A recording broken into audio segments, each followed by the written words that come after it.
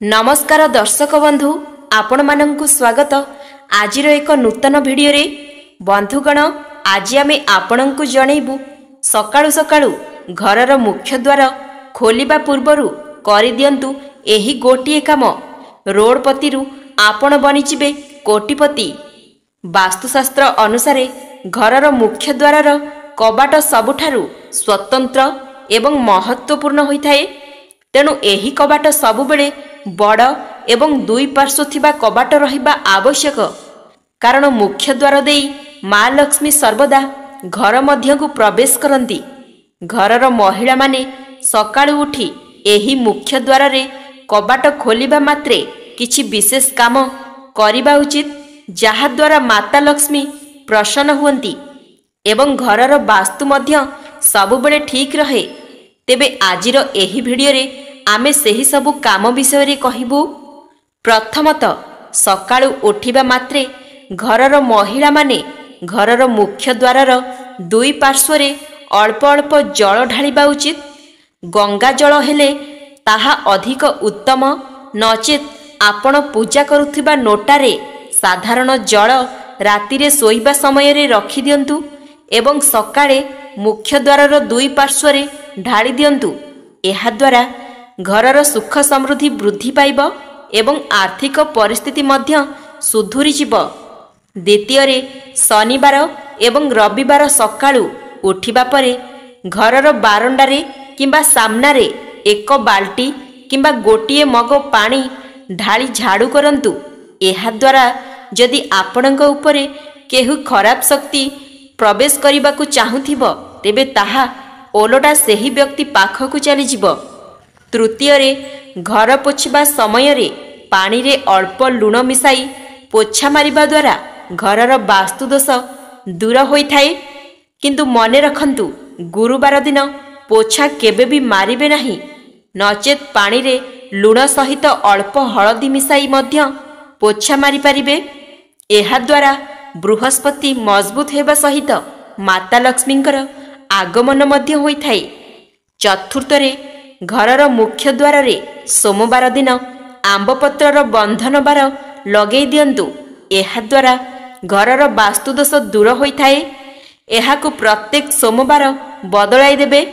एहा करिबा द्वारा माता लक्ष्मी मध्य प्रसन्न हुअंती।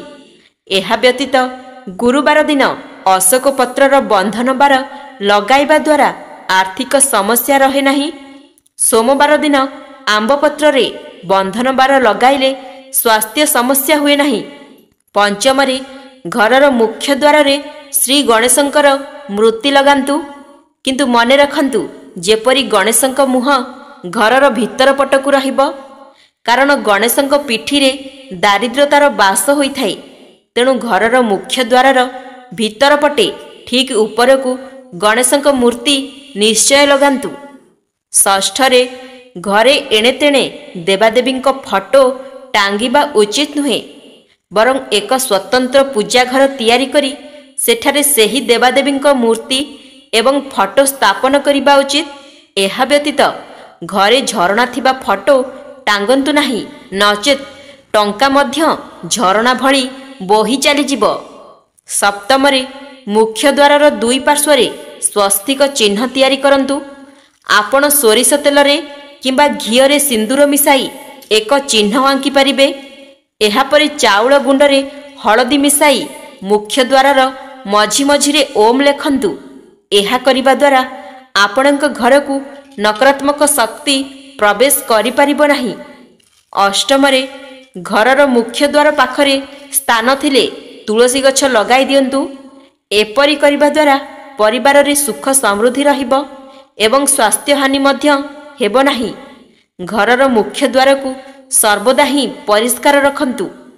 जदि आपण समी वृक्ष घरे लगाउछंती तेबे घरर बाहर ही लगांतु एवं बाम पाखरे ही लगांतु। प्रत्येक दिन सोरिष तेल रे दीप मध्य जलांतु। घरे अस्वस्थ वृक्ष थिले मध्य ताहाकु नै बाहरे रखि दियंतु।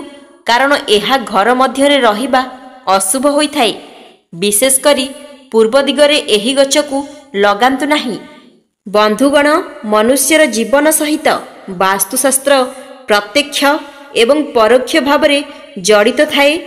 ମନୁଷ୍ୟ ଯାହା ଖାଇଥାଏ ଏବଂ ଯାହା କାମ କରିଥାଏ ତାହାର ଶୁଭ କିମ୍ବା ଅଶୁଭ ପ୍ରଭାବ ସମଗ୍ର ଜୀବନ ଉପରେ ପଡ଼ିଥାଏ। ଆଜି ଆମେ ଆପଣଙ୍କୁ ମହିଳାମାନେ ସ୍ନାନ ସମୟରେ କିପରି ଭୁଲ କରିବା ଉଚିତ ନୁହେଁ ସେହି ବିଷୟରେ କହିବୁ। ଏହା ବ୍ୟତୀତ ସ୍ନାନ ପରେ ଏବଂ ସ୍ନାନ ପୂର୍ବରୁ କେଉଁ କାମ କରିବା ଉଚିତ ନୁହେଁ ସେହି ବିଷୟରେ ଆଜି ଆମେ ଆପଣଙ୍କୁ ଜଣେଇବୁ। ମନୁଷ୍ୟର ଦୈନନ୍ଦିନ ଜୀବନରେ ସ୍ନାନ ଏକ ଗୁରୁତ୍ୱପୂର୍ଣ୍ଣ କାମ ଅଟେ।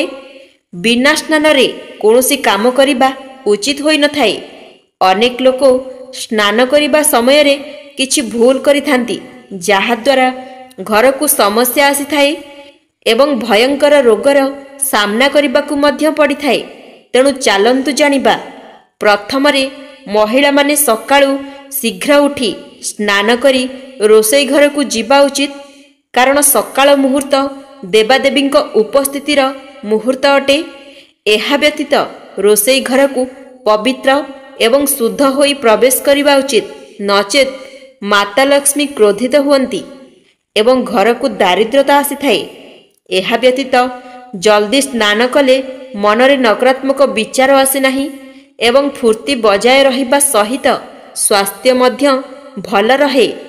ଦ୍ୱିତୀୟରେ, ସ୍ନାନ ପରେ ଭଗବାନଙ୍କ ପୂଜାକୁ ଅତ୍ୟନ୍ତ ଗୁରୁତ୍ୱପୂର୍ଣ୍ଣ ମାନାଯାଇଛି। ଏହାଦ୍ୱାରା ଘରେ ସକାରାତ୍ମକ ଶକ୍ତି ସୃଷ୍ଟି ହୋଇଥାଏ। ଏହାଦ୍ୱାରା ସ୍ୱାସ୍ଥ୍ୟ ଭଲ ରହିବା ସହିତ ମାନସିକ ଦୁଶ୍ଚିନ୍ତାରୁ ମୁକ୍ତି ମିଳିଥାଏ। ଯେଉଁ ଘରର ସଦସ୍ୟଙ୍କ ମଧ୍ୟରେ କଳି ଝଗଡ଼ା ହେଉଛି ସେହି ଘରର ମହିଳାମାନେ ସ୍ନାନ ପାଣିରେ ଲୁଣ ମିଶାଇ ସ୍ନାନ କଲେ କଳି ଝଗଡ଼ା ମତାନ୍ତରର ସମାଧାନ ହୋଇଥାଏ। ଏହା ନକାରାତ୍ମକ ଏବଂ ରାହୁକେତୁ ଦୋଷରୁ ମଧ୍ୟ ମୁକ୍ତି ଦେଇଥାଏ। ତୃତୀୟରେ, ଠିକ୍ ଢଙ୍ଗରେ ସ୍ନାନ ନ କଲେ ମଧ୍ୟ ଘରକୁ ଦାରିଦ୍ର୍ୟତା ଆସିଥାଏ। ସ୍ନାନ ସମୟରେ ସମ୍ପୂର୍ଣ୍ଣ ନିବସ୍ତ୍ର ହୋଇ ସ୍ନାନ କରିବା ଉଚିତ ନୁହେଁ। ଅତି କମ୍ରେ ଗୋଟିଏ ବସ୍ତ୍ର ନିଶ୍ଚିତ ଭାବରେ ରହିବା ଉଚିତ। ବିଶେଷ କରି ମହିଳାମାନେ ଯଦି ସମ୍ପୂର୍ଣ୍ଣ ନିବସ୍ତ୍ର ହୋଇ ସ୍ନାନ କରନ୍ତି ତେବେ ଘରକୁ ଦାରିଦ୍ର୍ୟତା ଏବଂ ରୋଗ ଆସିଥାଏ। ରାତିରେ ସ୍ନାନ ସମୟରେ ବିଶେଷ ଧ୍ୟାନ ଦେବା ଉଚିତ, ନଚେତ୍ ଦୋଷ ଲାଗିପାରେ। ଚତୁର୍ଥରେ, ପିତୃପକ୍ଷରେ ସ୍ନାନ କରିବା ସମୟରେ ଗୋଟିଏ ବସ୍ତ୍ର ଧାରଣ କରି ସ୍ନାନ କରିବା ଉଚିତ। ନିବସ୍ତ୍ର ହୋଇ ସ୍ନାନ କଲେ ପିତୃଦୋଷ ଉତ୍ପନ୍ନ ହୋଇଥାଏ। ବନ୍ଧୁଗଣ, ମହିଳାମାନଙ୍କୁ ଘରର ଲକ୍ଷ୍ମୀ ମାନାଯାଏ। ତେଣୁ ଯେକୌଣସି ମହିଳାଙ୍କୁ କେବେ ବି ସକାଳ ସମୟରେ ଅପମାନିତ କରନ୍ତୁ ନାହିଁ, କାରଣ ନାରୀ ସ୍ୱୟଂ ମାତା ଲକ୍ଷ୍ମୀଙ୍କର ରୂପ ହୋଇଥାଏ। ଯଦି ଆପଣ ଏହି ଭୁଲ କରନ୍ତି ତେବେ ଆପଣଙ୍କ ଘରୁ ସଫଳତା ଦୂରେଇ ଯିବ ଏବଂ ଘରକୁ ଦାରିଦ୍ର୍ୟତା ଆସିବ। ଦ୍ୱିତୀୟରେ, ଯଦି ଆପଣ ସକାଳୁ ଉଠିବା ମାତ୍ରେ ଘରେ ପୂଜା ହୋଇନଥିଲେ କେହି ଯଦି କିଛି ଧାର ମାଗିବାକୁ ଆସୁଛନ୍ତି ତେବେ ତାକୁ ଭୁଲରେ ବି ଦିଅନ୍ତୁ ନାହିଁ, ନଚେତ୍ ବଡ଼ ସମସ୍ୟା ହୋଇପାରେ। ଯଦି ଆପଣ ପ୍ରତ୍ୟେକ ଦିନ ସକାଳୁ ଏହି କାମ ନ କରନ୍ତି ତେବେ ଘରୁ ମାତା ଲକ୍ଷ୍ମୀ ଚାଲିଯିବେ। ତୃତୀୟରେ, ସକାଳୁ ଉଠିବା ମାତ୍ରେ ତୁରନ୍ତ କାହା ସହିତ ଲଢ଼େଇ ଝଗଡ଼ା କଳହ କରିବା ଆଦୌ ଉଚିତ ନୁହେଁ। ଏପରି କଲେ ପୁରା ଦିନ ଆପଣଙ୍କର ଖରାପ ରହିବ।